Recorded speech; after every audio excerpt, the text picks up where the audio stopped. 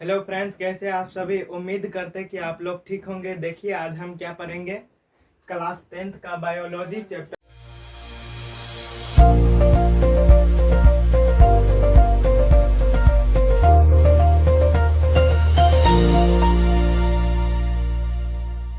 One है। Life process मतलब जैव प्रक्रम, उसका कुछ टॉपिक है वो पढ़ लेते हैं। देखिए पाचन तंत्र, इसका इंग्लिश क्या कहते हैं, इसका इंग्लिश में क्या कहते हैं, डाइजेस्टिव सिस्टम। पाचन तंत्र क्या होता है, सिस्टम। देखिए सिस्टम अनेक तंत्र से बना होता है, उसे सिस्टम कहते हैं। जैसे कंप्यूटर में भी होता है वो भी सिस्टम है, और इसमें भी जो मनुष्य के अंदर होता है वो भी सिस्टम है। तो वही हो गया पाचन तंत्र। पाचन तंत्र क्या है, देखिए यह एक जटिल प्रक्रिया होता है। जटिल प्रक्रिया का मतलब देखिए कि यह जटिल कार्बनिक पदार्थ को सरल कार्बनिक पदार्थ में परिवर्तित कर दे, उसे हम क्या कहते हैं, पाचन तंत्र कहते हैं। देखिए इसमें छोटे छोटे कण होते हैं जिसका पाचन नहीं होता है। जैसे हो गया जल, विटामिन, खनिज, इस सब का पाचन होगा नहीं होगा। इसलिए इसमें जल, विटामिन, खनिज का पाचन छोटे छोटे चीज है, इसलिए इसका पाचन नहीं होता बल्कि इसका अवशोषण होता है। अब देखिए पाचन एक फिजियोकेमिकल प्रक्रिया है। पाचन एक फिजियोकेमिकल प्रक्रिया है। जैसे देखिएगा मनुष्य को खाना को कैसे चबाएगा, ऐसे ऐसे चबा चबा कर खा जाएगा, ऐसे ऐसे खाएगा, पूरा बढ़िया से चबा चबा कर खाएगा। देखिए पाचन का मुख्य कार्य, देखिए पाचन का मुख्य कार्य भोजन से ऊर्जा को निकालना होता है। इसमें पाचन का बस पचाना नहीं बल्कि उसका ऊर्जा भी निकालना, अपने शरीर में निकाल कर अपना उपयोग करना, वही होता है पाचन। पाचन का देखिए दो प्रकार होते हैं या भाग होते हैं। देखिए आहार नाल और पाचक ग्रंथि। आहार नाल 22 फीट का होता है। आहार नाल कितना फीट का होता है, 22 फीट का। देखिए इसमें 6 है। मुख गुहा, देखिए मुख गुहा पहला हो गया मुख गुहा। जब हम भोजन किए तो मुख गुहा में आया, मुख गुहा में। और देखिए दूसरा है ग्रास नली, खाना खाए तब ग्रास नली, देखिए ग्रास नली में आया, ग्रास नली में आया। खाना खाए तब ग्रास नली में आए। फिर देखिए अमास में, अमास में आया, ग्रास नली को ठेलते ठेलते आ गया अमास में। अमास से किसको कहते हैं, पेट को कहते हैं अमास से। अब देखिए उसके बाद छोटी आंत में आया। छोटी आंत कहने में तो सरल है लेकिन ये बहुत बड़ा होता है। छोटी आंत में आता है। फिर बड़ी आंत में चक्कर लगाता है, फिर अपना मल द्वार के द्वारा मतलब स्पेक्ट्रम के द्वारा, इसे कहते हैं स्पेक्ट्रम, टॉयलेट के माध्यम से वह बाहर निकल जाता है। इसी प्रकार प्रक्रिया है कि पाचन तंत्र में दो प्रकार होते हैं, पाचक ग्रंथि, आहार नाल और पाचक ग्रंथि। अब देखिए लार ग्रंथि किसे कहते हैं, जब हम भोजन किए तो लार जब होता है तो मुंह में, जब बच्चा सबको देखिएगा, बच्चा सबको ज्यादा लार होता है तो वो रास्ता पर देखिएगा, सूत के उठेगा तब देखिएगा कि मुंह में पूरा लार चुहने टपकने रहता है। अब देखिए अब जठर ग्रंथि क्या होता है, इसमें जठर ग्रंथि होता है। पेट का 3 भाग होते हैं, उसी में जठर ग्रंथि सबसे निचले वाले भाग में जठर ग्रंथि होता है। अब देखिए तीसरा लीवर और पित्ताशय, ये जो त्रिभुजाकार है ये हो गया लीवर, लीवर हो गया, और ये पित्ताशय है। लीवर इसको कहते हैं लीवर। देखिए लीवर यह मतलब यकृत, यह शरीर में सबसे बड़ा अंग है लीवर।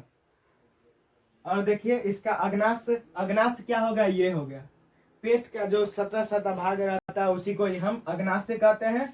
और आंत्र ग्रंथि, देखिए इसमें जो कुछ छोटी आंत में भरा हुआ रहता है उसको हम, कुछ ग्रंथि भरा हुआ रहता है उसको हम आंत्र ग्रंथि कहते हैं।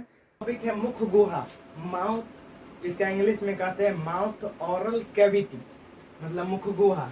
ये क्या हो गया, मुख गुहा हो गया। इसमें भोजन करते हैं तो ग्रास नली के सहायता से पेट में चला जाता है, यही है मुख गुहा।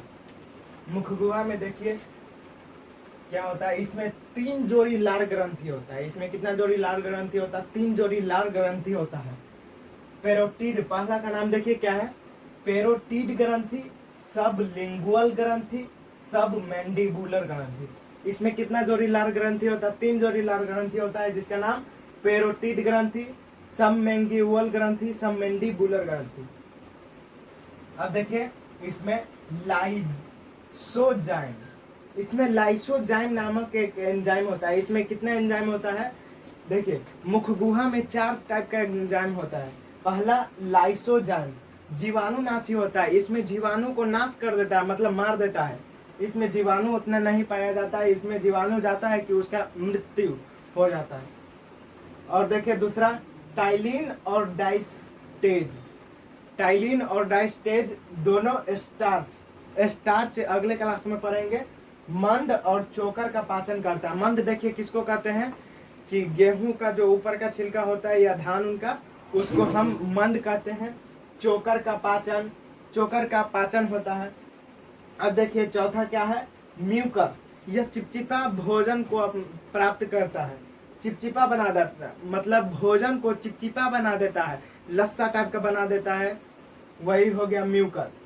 अब देखिए दूसरा टॉपिक है ग्रास नली। ग्रास नली क्या होता है? देखिए इसमें पाचन नहीं होगा। ग्रास नली में भोजन जाएगा तो सीधा ये ढकेल के पेट में जाएगा, तो पेट में अपना सब प्रक्रिया होगा, इसलिए इसमें पाचन क्रिया नहीं होता है। भोजन को ढकने के लिए इसमें क्रमाकुचन होता है। क्रमाकुचन इसमें भोजन को ढकने के लिए होता है, ग्रास नली होता है। देखिए आज हम पढ़े मुख गुहा के बारे में। मुख गुहा इसको अंग्रेजी में क्या कहते हैं, मतलब इंग्लिश में क्या कहते हैं? Mouth oral cavity. इसका इंग्लिश है माउथ ओरल कैविटी। एक और इंग्लिश होता है, वो अभी ध्यान में नहीं आ रहा। Mouth oral cavity. इसमें देखिए मुख गुहा क्या है? देखिए ये जो मुंह है उसमें जो भोजन करते हैं वही हो गया मुख गुहा। जैसे यहाँ पर कोई आदमी है या ये आदमी समझ लीजिए, इसमें जब भोजन किया तो ग्रास नली के सहायता से अमाशय में चला आता है, यही हो गया मुख गुहा। मुख गुहा में 3 जोड़ी लार ग्रंथि होता है। देखिए मुख गुहा में 3 जोड़ी लार ग्रंथि होता है। पहला का नाम देखिए पेरोटिड ग्रंथि, पहला का नाम पेरोटिड ग्रंथि। दूसरा का नाम सबलिंगुअल ग्रंथि, इसका नाम सबलिंगुअल ग्रंथि। देखिए पेरोटिड ग्रंथि जो होता है वो सांप में होता है, तो वही जहर का काम करता है, सांप में जहर का काम करता है पेरोटिड ग्रंथि। सबमेंडिबुलर ग्रंथि, दूसरा है सबमेंडिबुलर ग्रंथि, और तीसरा है सबमेंडिबुलर ग्रंथि। अब देखिए आगे, इसमें 4 मुख गुहा जो है उसमें 4 तरह के एंजाइम पाया जाता है, जिसका नाम देखिए लाइसोजाइम। लाइसोजाइम क्या होता है? यह जीवाणु नाशी होता है, मतलब इसमें जीवाणु मर जाता है, इसमें जाते ही जीवाणु मर जाता है, इसमें जीवाणु उतना नहीं पाया जाता है। इसमें देखिए अब आगे टाइलिन और डाइस्टेज, इसमें 2 प्रकार के एंजाइम होता है जो स्टार्च और मंड चोकर का पाचन करता है। मंड किसको कहते हैं? देखिए कि चावल जो होता है उसका जो ऊपर का छिलका होता है उसी को हम मंड कहते हैं, और चोकर का पाचन होता है इसमें। और देखिए म्यूकस, म्यूकस एक चिपचिपा पदार्थ होता है, म्यूकस चिपचिपा पदार्थ होता है। अब देखिए आगे का टॉपिक ग्रास नली।